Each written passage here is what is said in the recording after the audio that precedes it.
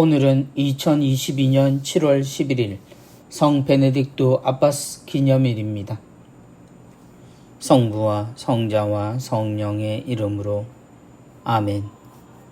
마테오가 전한 거룩한 복음입니다. 그때 예수님께서 사도들에게 말씀하셨다. 내가 세상에 평화를 주러 왔다고 생각하지 마라. 평화가 아니라 칼을 주러 왔다. 나는 아들이 아버지와 딸이 어머니와 며느리가 시어머니와 갈라서게 하려고 왔다. 집안 식구가 바로 원수가 된다. 아버지나 어머니를 나보다 더 사랑하는 사람은 나에게 합당하지 않다. 아들이나 딸을 나보다 더 사랑하는 사람도 나에게 합당하지 않다. 또 제 십자가를 지고 나를 따르지 않는 사람도 나에게 합당하지 않다. 제 목숨을 얻으려는 사람은 목숨을 잃고 나 때문에 제 목숨을 잃는 사람은 목숨을 얻을 것이다. 너희를 받아들이는 이는 나를 받아들이는 사람이고 나를 받아들이는 이는 나를 보내신 분을 받아들이는 사람이다. 예언자를 예언자라서 받아들이는 이는 예언자가 받는 상을 받을 것이고 의인을 의인이라서 받아들이는 이는 의인이 받는 상을 받을 것이다. 내가 진실로 너희에게 말한다. 이 작은 이들 가운데 한 사람에게 그가 제자라서 시원한 물 한 잔이라도 마시게 하는 이는 자기가 받을 상을 결코 잃지 않을 것이다. 예수님께서 12 제자에게 다 지시하시고 나서 유다인들의 여러 고을에서 가르치시고 복음을 선포하시려고 그곳에서 떠나가셨다. 주님의 말씀입니다. 그리스도님 찬미합니다.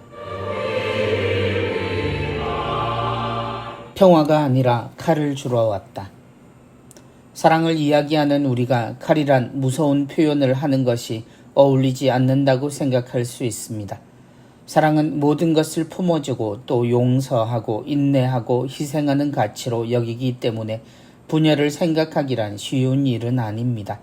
그러나 주님은 칼의 가치를 분명히 하셨습니다.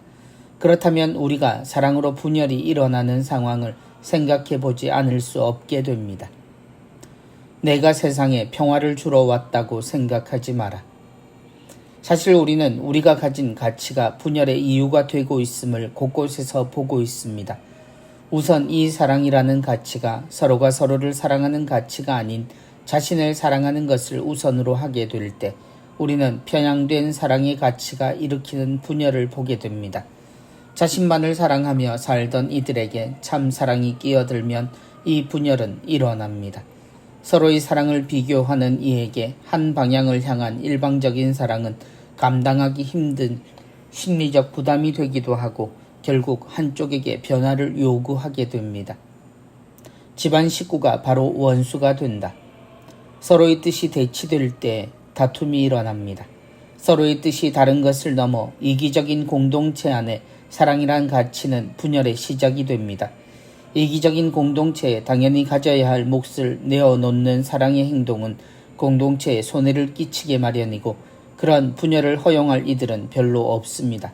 어쩌면 이 싸움은 사랑하는 쪽이 일방적으로 밀리는 분열일지도 모릅니다. 그럼에도 예수님의 의지는 분명하십니다. 타협해서는 안 된다는 것입니다. 물러서도 안 된다는 것입니다. 하느님의 뜻에 전적으로 따라야 한다고 말씀하시는 예수님의 말씀은 신앙의 이기적인 태도를 요구하시는 듯 보이지만 그 내용을 아는 이에게 이 뜻은 전혀 다른 것을 나타냅니다. 사랑하라는 이야기입니다. 이 작은 이들 가운데 한 사람에게 그가 제자라서 시원한 물 한 잔이라도 마시게 하는 이는 자기가 받을 상을 결코 잃지 않을 것이다. 이 칼날의 전쟁에서 우리의 자리는 작은 이입니다. 그 작은 이의 몫을 놓치지 않는 필요한 분열의 주인공에게 필요한 것은 물 한 잔이라 하시는 예수님의 말씀의 의미를 이해하는 우리가 되었으면 좋겠습니다. 그 정도면 보상으로는 충분하니 말입니다. 성부와 성자와 성령의 이름으로 아멘.